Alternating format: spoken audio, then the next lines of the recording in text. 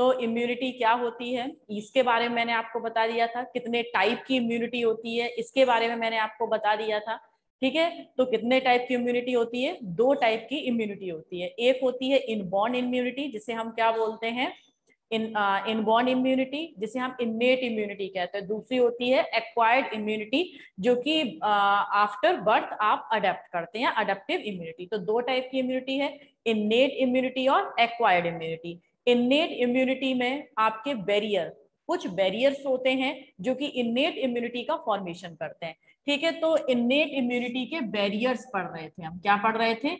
Innate immunity. Innate immunity के किसके बारे में पढ़ रहे थे हम? बैरियर्स के बारे में।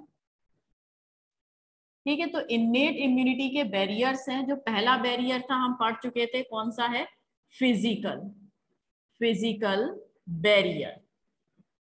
ठीक, दूसरा जो बैरियर था वो था फिजियोलॉजिकल बैरियर। ठीक है, ये दोनों के बारे में हम पढ़ चुके थे। अब तीसरा जो बैरियर आता है, फिजिकल बैरियर, फिजियोलॉजिकल बैरियर, और थर्ड है आपका कौन सा? साइटोकाइन या सेलुलर बैरियर। थर्ड था कौन सा आपका? Cellular barrier. तो इसके बारे में पढ़ चुके हैं हम। फिजिकल बैरियर में क्या होती है? आपकी skin, mucous membrane. Physiological barrier में क्या आता है? सिरुमेन मींस ईयर वैक्स, और इसके अलावा टीयर्स, स्टमक में प्रेजेंट आपका एसिड। ये सब थे फिजियोलॉजिकल बैरियर में। अब बात करते हैं सेलुलर बैरियर। ठीक है, ये मैं कल आपको करा चुकी हूँ। अब बात करते हैं सेलुलर बैरियर में। तो सेलुलर बैरियर के क्या हमारे एग्जाम्पल हैं? सेलुलर बैरियर में क्या क्या आते हैं? तो सबसे पहले अगर हम बात करें किसकी? WBC की। ठीक है, WBC की बात करें तो WBC में आपका एक होता है जिसे हम बोलते हैं क्या? न्यूट्रोफिल्स। न्यूट्रोफिल। ठीक है, क्या बोलते हैं? न्यूट्रोफिल्स।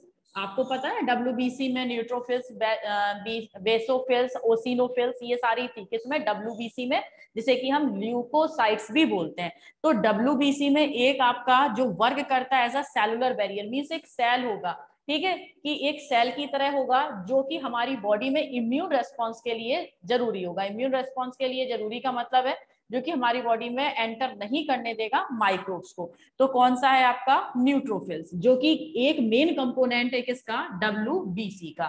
ठीक है, अब बात करते हैं इसके अलावा कौन सा है? इसके अलावा है मोनोसाइट, मोनोसाइट्स। ठीक है, और इसके अलावा और कौन सा है? इसके अलावा है आपका मैक्रोफेजेस, मैक्रोफेजेस। ये तीनों ही आपके क्या है? सेल्स है। ठीक है, ये तीनों ही आपके सेलुलर बैरियर है, ये तीनों ही हमारे सेल्स हैं जो कि हमारी बॉडी में माइक्रोब्स को एंटर करने से रोकते हैं, या फिर हम कह सकते हैं हमारी बॉडी में अगर कोई माइक्रोब्स एंटर कर भी चुका होता है तो उसको डिसीज कॉज करने से रोकते हैं, यानी कि डिसीज रेजिस्टेंस पावर को इंक्रीज करते हैं। कौन?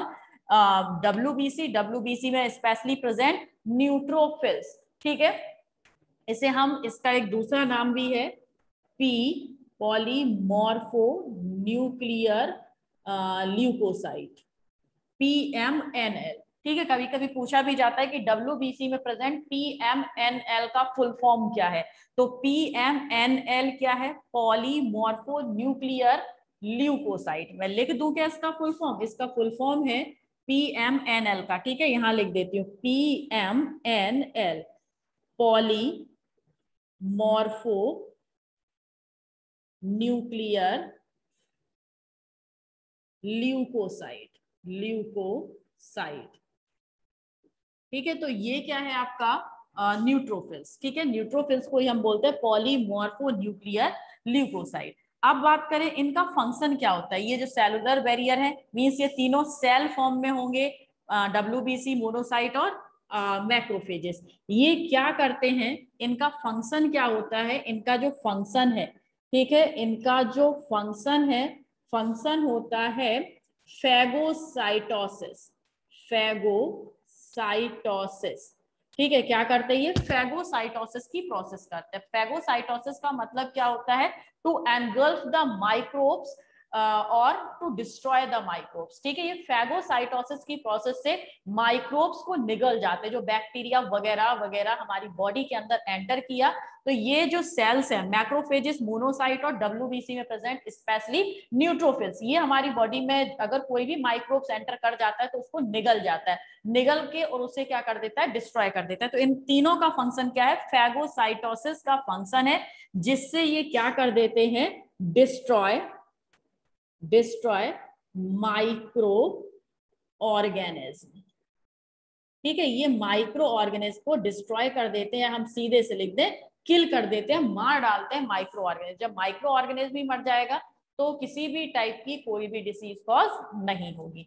ठीक है, तो ये आप समझ गए होंगे क्या है ये सेलुलर बैरियर। तो हमारी बॉडी में सबसे पहले माइक्रोब्स को एंटर करने से कौन रोकता है, फिजिकल बैरियर, फिर फिजियोलॉजिकल बैरियर, और उसके बाद अगर एंटर कर भी जाए, सेल तक पहुंच जाए, तो सेलुलर बैरियर उसे मार डालेगा। अब नेक्स्ट है डी वाला पॉइंट था, डी कौन सा था, साइटोकाइन, साइटोकाइन बैरियर। ठीक है, साइटोकाइन बैरियर में बेटा क्या आते हैं, इसे लिख लीजिएगा आप, इंपॉर्टेंट। ठीक है, ये 1 मार्क्स में पूछा जाता है। साइटोकाइन बैरियर में आते हैं इंटरफेरॉन्स। ठीक है, और ये इंटरफेरॉन्स कौन सीक्रेट करता है, इन इंटरफेरॉन्स को सीक्रेट करती हैं वायरस इन्फेक्टेड सेल। ठीक है, कौन प्रोड्यूस करता है, लिख दूं यहां, produced by viral infected cell. ठीक है, इन्हें इंटरफेरॉन्स को कौन प्रोड्यूस करता है, जो वायरल इन्फेक्टेड सेल है, ये इंटरफेरॉन्स को क्या करते हैं, आपका सीक्रेट करते हैं। ठीक है, और इंटरफेरॉन्स क्या करता है, जो अनइफेक्टेड सेल है, ठीक है, जो अनइफेक्टेड सेल है उन्हें प्रोटेक्ट करना है। ठीक है, तो ये क्या करता है, टू प्रोटेक्ट